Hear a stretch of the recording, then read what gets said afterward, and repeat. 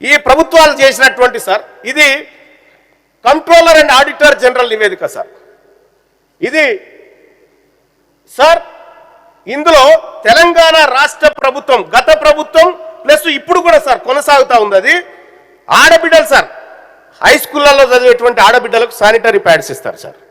Sanitary pads ఉంటాయి కదా sir, ఆ శానిటరీ ప్యాడ్లకు సంబంధించినటువంటి డబ్బు సార్, ఆ డబ్బును ఖర్చు పెట్టకుండా వాపసు తీసుకున్నారు సార్ వాళ్ళు వీళ్ళు కలిసి. శానిటరీ ప్యాడ్ల డబ్బు సార్ 44 కోట్ల రూపాయల శానిటరీ ప్యాడ్ల డబ్బు సార్, దాన్ని ఖర్చు పెట్టకుండా వాపసు తీసుకున్నారంటే ఎంత దుర్మార్గం సార్ ఇది. బాత్రూంల డబ్బు సార్, సార్ ఇగో బాత్రూంల డబ్బు సార్, పిల్లలకు స్కూళ్ళల్లో బాత్రూంలు కట్టిమని చెప్పి డబ్బు వస్తే సార్ ఆ డబ్బులు కూడా సార్ ఇగో సార్ ఇది కంట్రోలర్ అండ్ ఆడిటర్ జనరల్ లెక్కలు సార్. ఇది బాలికల మరుగుదొడ్ల నిర్మాణం సార్, ఈ పథకం కింద మరుగుదొడ్లకు బడ్జెట్లో కేటాయిస్తే సార్ ₹1 కోటి కేటాయిస్తే 95 లక్షలు వాపసు తీసుకొని పోయారు సార్ గతంలో. సార్ ఇప్పుడు కూడా అది కొనసాగుతాం సార్. స్కూళ్ళల్లో బాత్రూంల పైసలు, ఆడబిడ్డల శానిటరీ ప్యాడ్ల పైసలు, ఇగో సార్ బీడీ కార్మికుల పెన్షన్ పైసలు, ఆఖరికి సార్ దేవుళ్ళ పైసలు కూడా ఖతం అయిపోయినాయి సార్. ఈ నా లెక్కలు ఇందులో నా ఒక్క లెక్క లేదు, ఒక అక్షరం లేదు సార్. ఇది కాగు లెక్కలు ఇవన్నీ సార్. దేవుళ్ళ కోసం 2014-15లో 26 కోట్లు ఖర్చు పెడతామని చెప్పి 13 కోట్లు పెట్టారు సార్. మొత్తం ఇప్పటి వరకు చూసుకుంటే సార్ 132 కోట్ల రూపాయలు దేవుళ్ళ సొమ్ము కూడా వాపసు పోయింది సార్. సార్ ఇంకా చాలా భయంకరమైనటువంటి వాస్తవం ఏంటంటే సార్ ఈ సభ ఆమోదం లేకుండా నిధులు ఖర్చు కావడానికి వీల్లేదు సార్. నిధులు ఖర్చు కావడానికి వీల్లేదు. కానీ 1,00,000 కోట్ల రూపాయలు ఈ సభకు తెలవకుండా ఖర్చు అయినాయి సార్.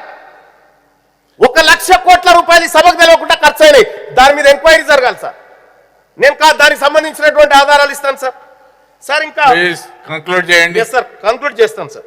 ఇక్కడ సార్ హ్యాండిక్యాప్ సార్ వాళ్ళ సంక్షేమం గురించి మాట్లాడాల్సినటువంటి అవసరం ఉంది సార్. వాళ్ళ వెల్ఫేర్ కోసం సార్ ఇక్కడ హ్యాండిక్యాప్ పర్సన్స్ ఎవరైతే ఉన్నారో సార్ వాళ్లకు నిధులు కేటాయించి వాపసు తీసుకుపోయినారు సార్. ఎట్లా బతుకుతారు సార్ ఈ పేదోళ్ళంతా? వీళ్ళ కోసం కదా సార్ చేయాల్సింది. ఇగో ఎస్టీల పెన్షన్ డబ్బులు వాపసు తీసుకుపోయారు సార్. ఎస్సీల పెన్షన్ డబ్బులు సార్ ఇగో ఎడ్యుకేషన్ డిపార్ట్మెంట్ కి ఎండోమెంట్ కి సంబంధించి ఒక్కటి కాదు సార్. ఈ ప్రభుత్వం ఇక్కడ మనం మాట్లాడుకుంటున్నాం సార్, ఇవన్నీ సత్యదూరాలన్న మాట వాస్తవం సార్. ఈ లెక్కలు, ఈ బడ్జెట్ లెక్కలు, ఈ ప్రసంగాలు ఇవన్నీ కూడా 100% ఈ లెక్కలకు వాస్తవాలకు పొంతన లేదు సార్. ప్రతిసారి వాళ్ళు చేసిన తప్పును వీళ్ళు కప్పిపుచ్చుకోవడం కోసం ఇంకో మట్టి కప్పడం తప్ప ఇంకొకటి అంతకంటే ఎక్కువ ఏం లేదు సార్. సార్ ఇక్కడ ఇదే తెలంగాణ రాష్ట్రంలో సార్ దివ్యాంగుల పరిస్థితి ఇట్లా ఉంటే సార్ యంగ్ ఇండియా స్కూల్ అని చెప్పి పెట్టాం సార్. పెట్టండి సార్, తప్పదు. ఇంటిగ్రేటెడ్ స్కూల్స్ అని పెట్టాం సార్. చాలా కీలకమైన సార్, దయచేసి సభ వినాలి సార్ ఇది. ఎందుకంటే 119 స్కూళ్ళు పెట్టుకుంటా ఉన్నాం సార్, 200 కోట్లు పెడతా ఉన్నాం సార్. సార్ ఇప్పుడు మీ కన్నీళ్ళు వస్తాయి సార్ ఈ మాట చెప్తే. గురుకులాలలో కేజీబీవీలలో అక్కడ ఇక్కడ పిల్లలు చదువుకుంటున్నారు సార్. అనాథ పిల్లలు ఉంటే, తల్లిదండ్రులు లేని పిల్లలు ఉంటే మేము కూడా అక్కడక్కడ చేర్పిస్తున్నాం సార్. ఇప్పుడు సమ్మర్ హాలిడేస్ వస్తాయి సార్, ఎవరి పిల్లల్ని వాళ్ళు తీసుకుపోతారు సార్. ఇప్పుడు అనాథ పిల్లల్ని ఎవరు తీసుకుపోవాలి సార్? ఎటు పోవాలి సార్ ఆ పిల్లలు? ఆడ మీ పిల్లనో నా బిడ్డనో ఉంటే పరిస్థితి ఏం సార్?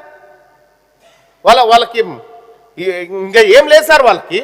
అందుకోసమే ఇంటిగ్రేటెడ్ స్కూల్స్ అని చెప్పి ఏదైతే రాష్ట్ర ప్రభుత్వం అంటా ఉందో సార్, నువ్వు 120లో 118 కట్టుకో, కానీ ఒక ఇంటిగ్రేటెడ్ స్కూల్ని అనాథ బాలికల కోసం, ఒక ఇంటిగ్రేటెడ్ స్కూల్ని అనాథ బాలుర కోసం పెట్టండి సార్. అది పెట్టి వాళ్ళకు ఖచ్చితంగా సమ్మర్ హాలిడేస్ కాకుండా వాళ్ళు ఆ లోకాన్ని మర్చిపెట్టేట్టు చేయాలి సార్. ఆడ ఈయనే అంకిరెడ్డిపల్లి దగ్గర ఒక స్కూల్ ఉంటుంది సార్. అందరు పిల్లల్ని తల్లిదండ్రులు తీసుకొని పోతూ ఉంటారు సార్. ఓ పిల్లగాడు గేటును పట్టుకొని ఏడుస్తుంటాడు సార్. మరి ఈ సూచన ఒకసారి ప్రభుత్వం పరిశీలించాలి సార్.